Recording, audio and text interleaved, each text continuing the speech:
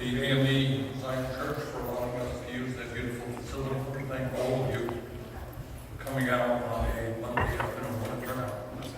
And like Senator Nina Turner, I'm a little bit shaken up myself because we just returned from the National Memorial for Peace and Justice. And I gather many of you have been there. And it's an extraordinary monument to terrorism in the United States of America. It's a monument to the memories of at least 4,400 African Americans who, since Reconstruction, were lynched. It is a memorial to the horrors of American history, which we have got to understand. We cannot go forward if we sweep history under the rug.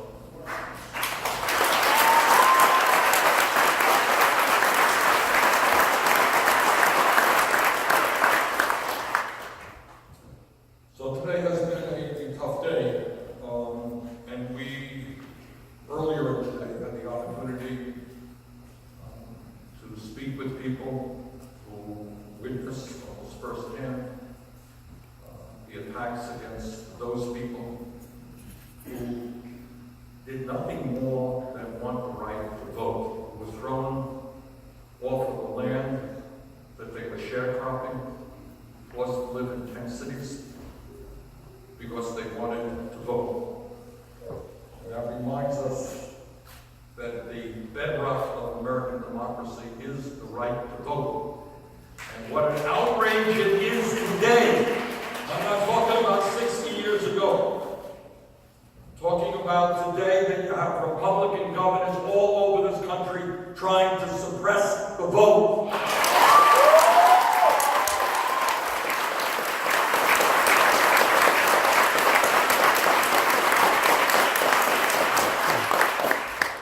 I've said it once, I've said it a million times. And I speak to somebody who's run for office many times in Vermont. Sometimes I've lost and most times I've won, but it never occurred to me to figure out how I can keep people from voting because they might be voting against me. But I've always believed that my ideas are not good enough to win. That's the way it is. I will make my best case.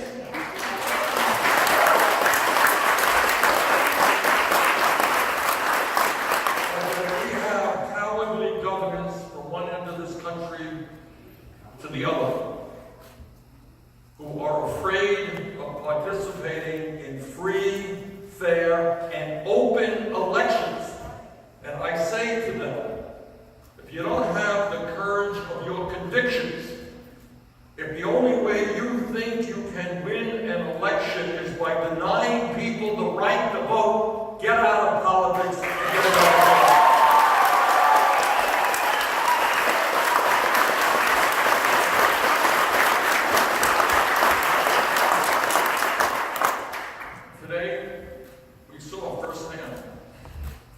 What it meant, the kind of struggles, the deaths, the beatings, the intimidation that people had to go through in order to secure a basic American right, which is the right to vote.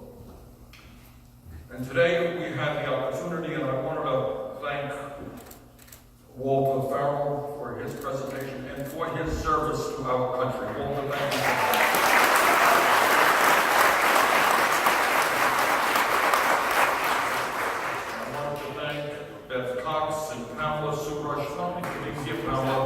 But thank you for letting us come to your home.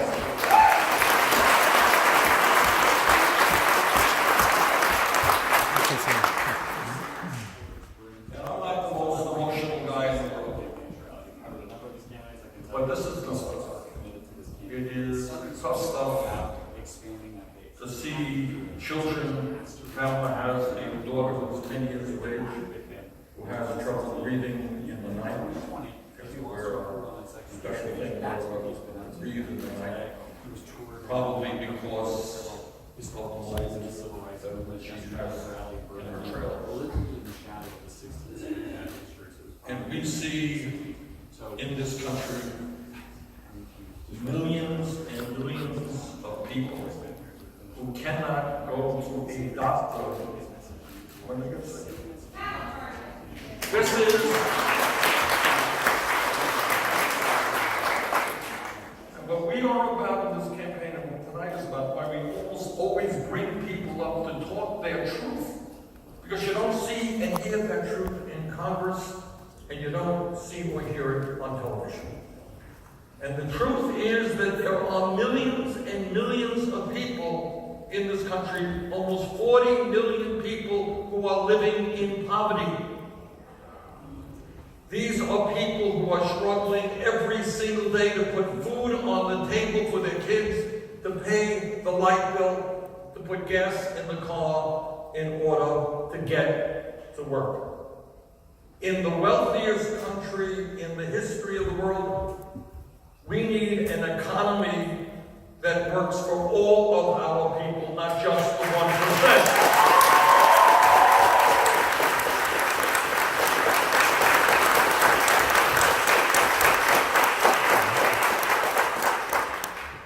Now here in Alabama, I gather you still have a minimum wage, what is it, $7.25 an hour?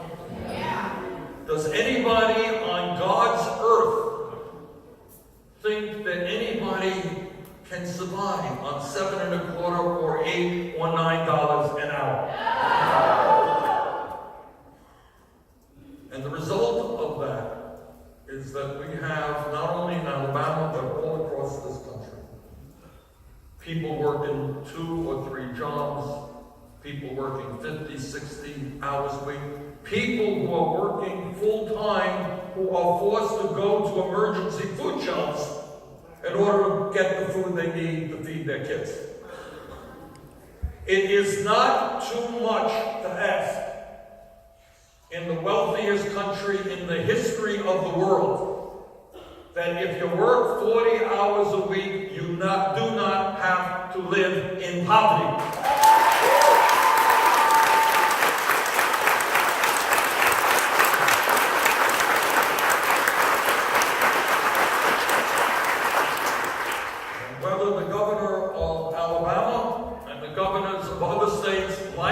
Or not, we are going to raise that minimum wage federally to $15. And furthermore, women in America should not be making 80 cents on the dollar compared to men.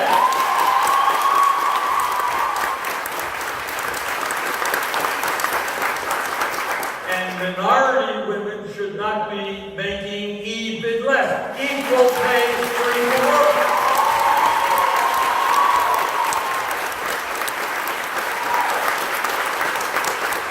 And whether the government of Alabama and other states like it or not, we're going to do away with so-called right to work legislation.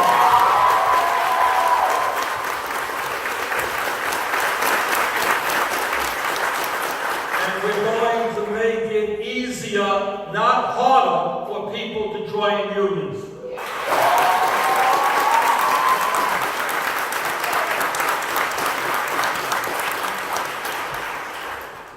Brothers and sisters, I live in Burlington, Vermont, and you should visit us in the summer.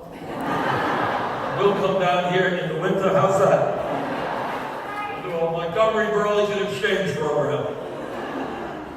But 50 miles north of where I live is the province of Quebec, Canada. In Canada, and it turns out in every major country on earth, a lot of Americans don't know this. Canada, every other major country on earth, healthcare is seen as a human right, not a privilege.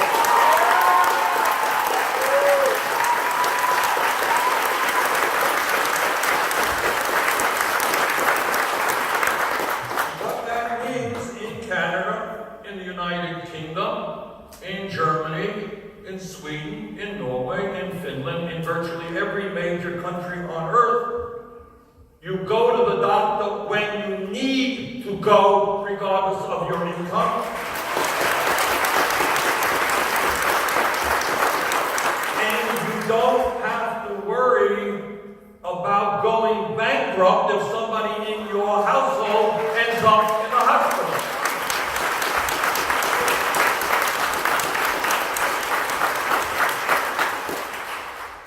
People, I visited Toronto, Canada, a year and a half ago, went into the hospital, and I talked to patients who had extensive surgery, serious heart surgery, cancer surgery.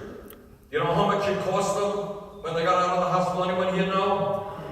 Zero. No out-of-pocket expenses. That is a humane society.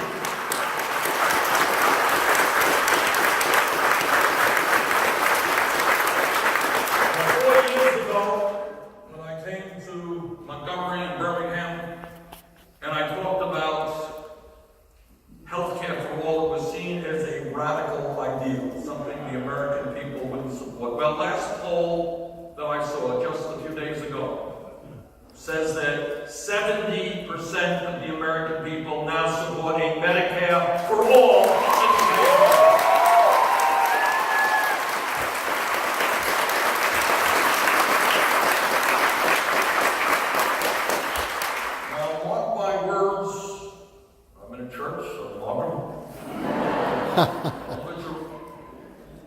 In a few weeks or months, you'll be seeing 30-second ads on television telling you how terrible Bernie Sanders is and how he wants to take away your health care and all this stuff.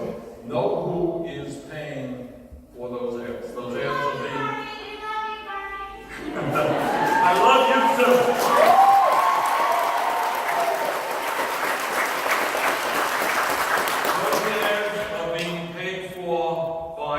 Insurance companies. The insurance companies, where you have a situation where over the last 5 years they made $20 billion in profit, where the guy who was head of Aetna managed to engineer a merger with CVS. You know what he got for that merger? $500 million. So we don't have enough doctors, we don't have enough hospitals, hospitals are closing down. People can't go to the doctor, but somehow or another we have in our healthcare system $500 million for one guy to engineer one deal which will raise healthcare costs. That is called a dysfunctional healthcare system.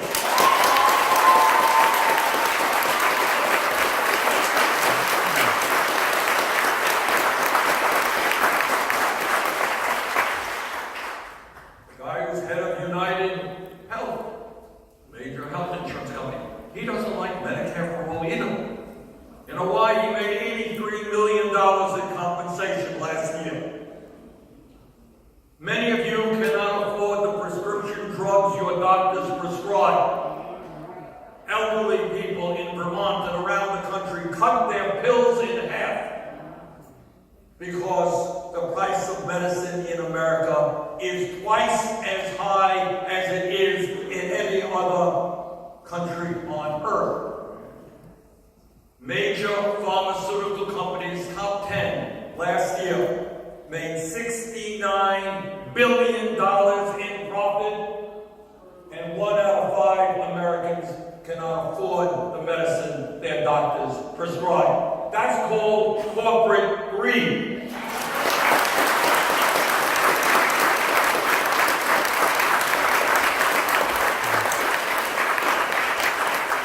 Think for a moment how crazy it is. Somebody is sick, they go to the doctor writes out a prescription, and they can't afford to fill it. What happens to that person? They get sicker, then they end up in the emergency room, which is very expensive health care. Maybe they end up in the hospital, maybe they die. So let me tell you something that you don't see on TV very often. You don't hear in Congress. Some 30,000 Americans died last year because they did not go to the doctor when they should. So together we understand that just as civil rights is a human right, healthcare is a human right.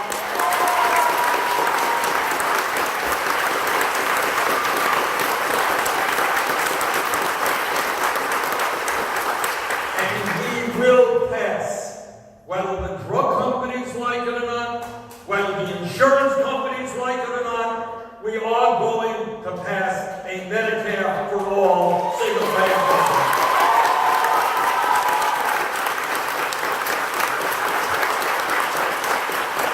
We're going to go further than that. We're going to rebuild our crumbling primary health care system. Representative Jim Clyburn of South Carolina and I have worked together to expand community health centers. I want everybody in this country to have access to a doctor in the communities that they live.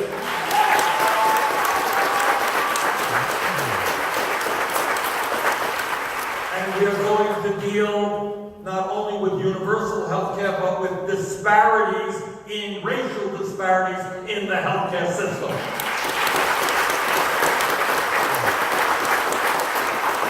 We need more black doctors, more black nurses, more black social workers, more black psychiatrists.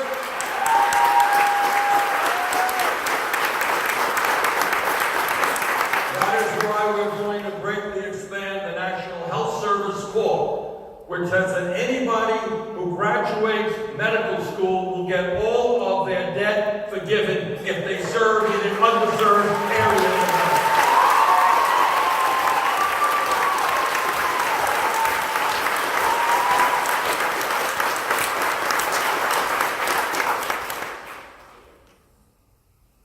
Years ago, not so many years ago, 30 years ago or so, the United States used to lead the world in having the best educated population on earth.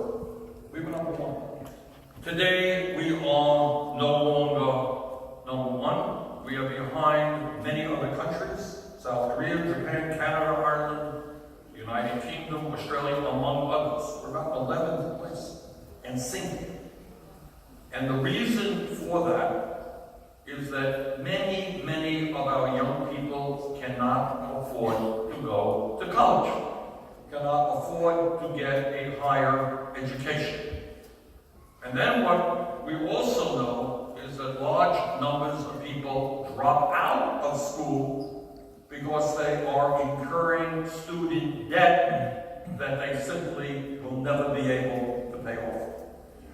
I believe that in the year 2019, the time is long overdue to make it clear that any young person in this country who has the ability, who has the desire to get a higher education, whether it's college or a trade school, that young person has the right to do that, which is why we will make public colleges and universities tuition free. We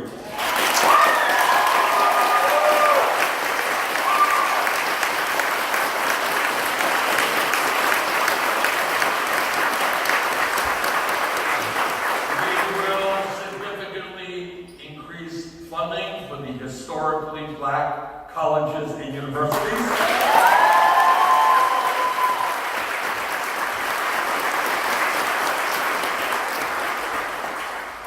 Yesterday, some of you may have noticed that a very kind gentleman, billionaire, forgave the debts of student at Morehouse.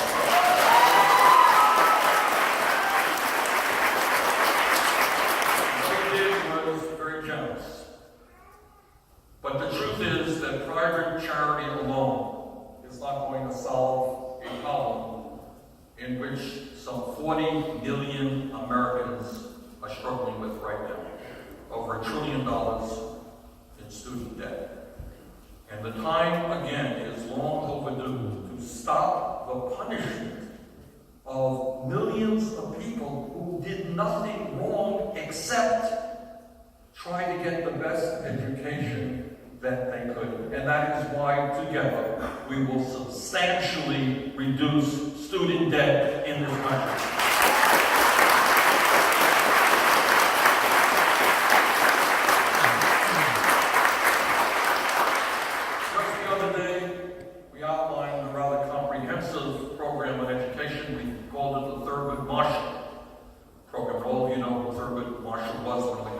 Supreme Court justices in American history.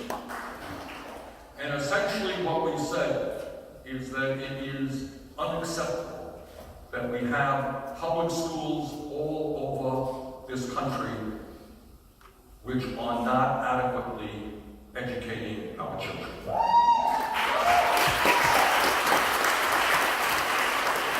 We can't have more doctors and nurses unless we have more college graduates.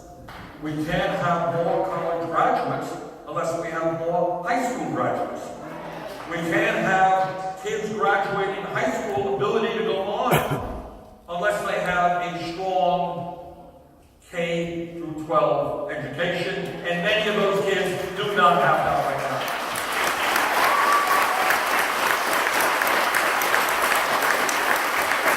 There are a lot of things that we have to do, but at the top of that list is one very simple proposition. As a people, as Americans, we have got to say loudly and proudly that education is a major priority in this country.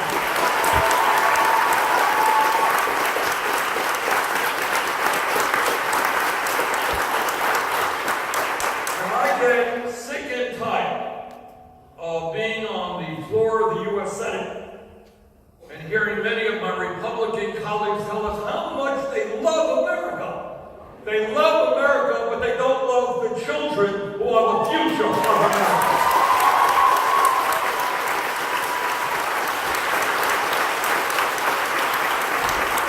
Right now, it's not just the South, all over this country, you have bright young people who are graduating college, and they're trying to think about what kind of profession do they want to go into. And many of them want to do meaningful work in their lives, and there's nothing more meaningful than being a teacher, by the way.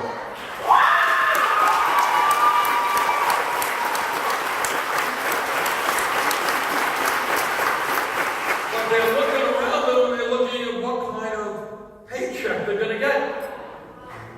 And they're saying, I can't do it. I don't want to work 2 or 3 jobs to be an educator. I want decent wages, and by the way, I want small classrooms where I can properly work with my kids.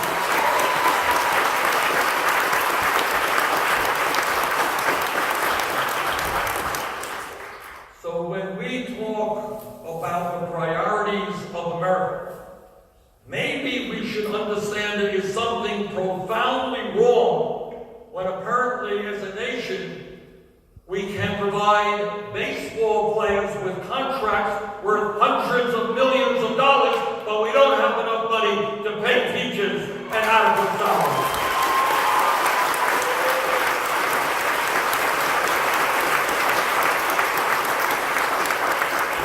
My vision for America is when we have the best, the most motivated people in this country who say, you know what, I am so excited I can become a teacher and do something so meaningful and important with my life.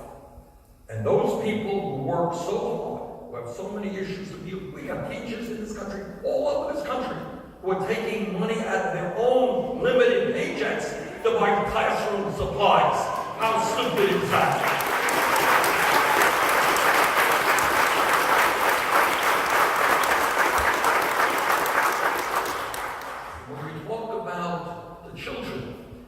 It's not just K through 12, it's pre-K.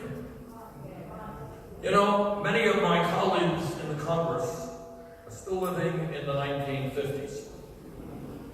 1950s, in many families, dad went to work, mom stayed home with the kids. Ain't the case anymore. You got mom working, you got dad working, and somebody is going to have to provide quality care for our little children.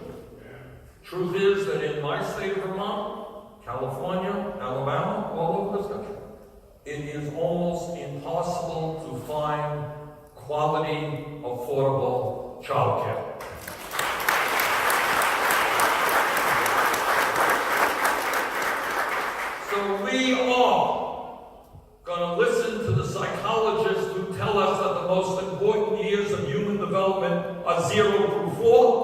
We're going to love our children. We're going to give them the intellectual and emotional nourishment they require. We're going to have universal, affordable childcare.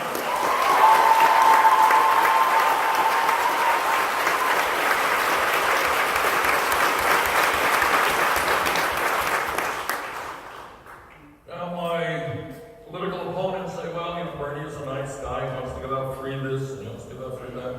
How is he going to pay for it? Well, let me tell you exactly how I'm going to pay for it. Anybody here know how much Amazon paid in taxes last year? Zero. Anybody knows who owns Amazon? Jeff Bezos, the wealthiest person in America. Think about the insanity of working people paying more in taxes than Amazon Corporation that made $11 billion in profit last year. It's not just Amazon, it is dozens and dozens of corporations. In fact, Donald Trump gave $1.5 trillion tax break to the 1% and large multinational corporations. Well, I got bad news for Mr. Bezos and the other profitable corporations. They all going to start paying their fair share of tax.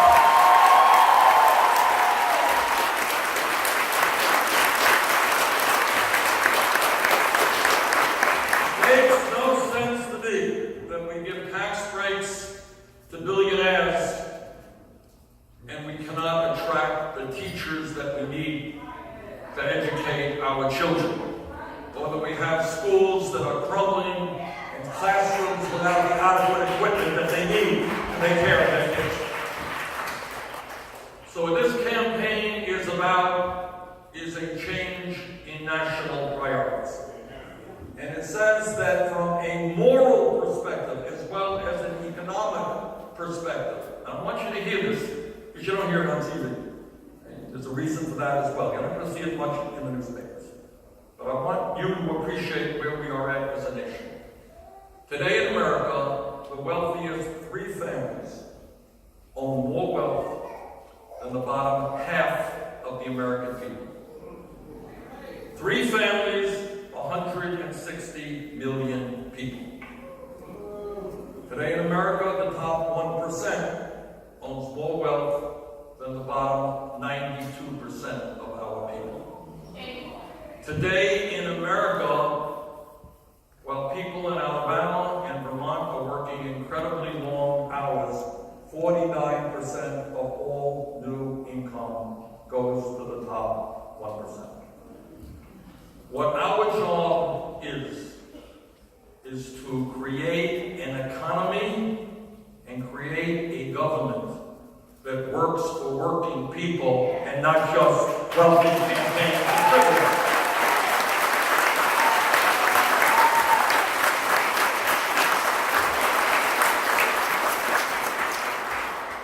Last point that I want to make is to deal with a sensitive issue, but an enormously important issue. And I'm happy to tell you that I think we are making some progress in that direction.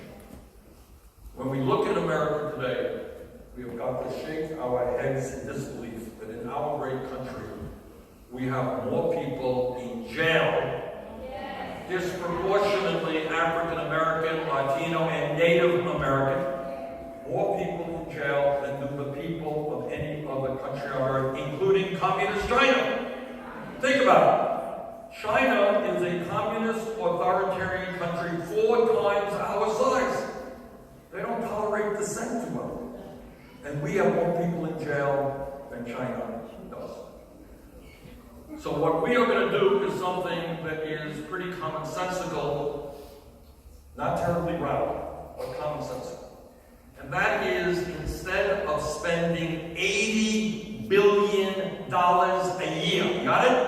$80 billion in the local, state, and federal government locking up our fellow Americans, we're going to invest in our young people, in jobs and education, not more jails and incarceration.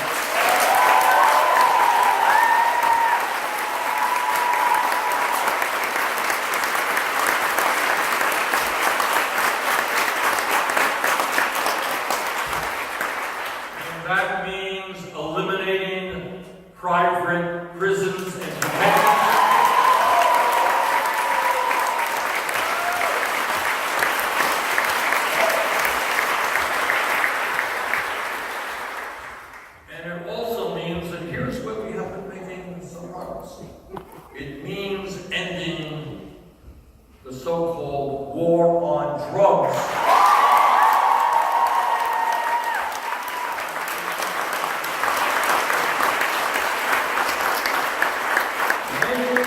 Many hundreds of thousands of lives have been severely impacted by people being arrested for possession of marijuana. And again, this is not only a criminal justice issue, it is a racial issue. It turns out that whites and blacks do marijuana at about the same rate.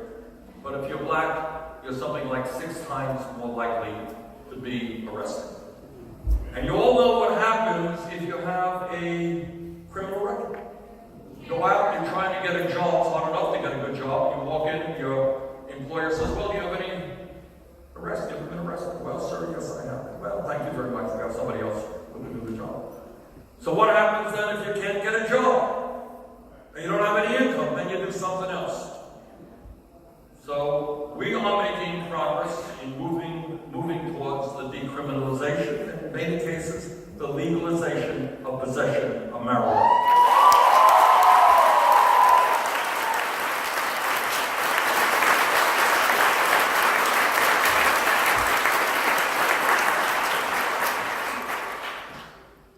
Let me just conclude, and thank you so much for being here, that the message of our campaign is us, not me. Anybody here know what I mean by that? I know it sounds like a good bumper sticker. It may well be a good bumper sticker, but it is much deeper than that. What do I mean by that? Anyone know? You gotta make a change. Right. It means, all right, other thoughts. What does us, not me mean? That's right. Us, not me. What else?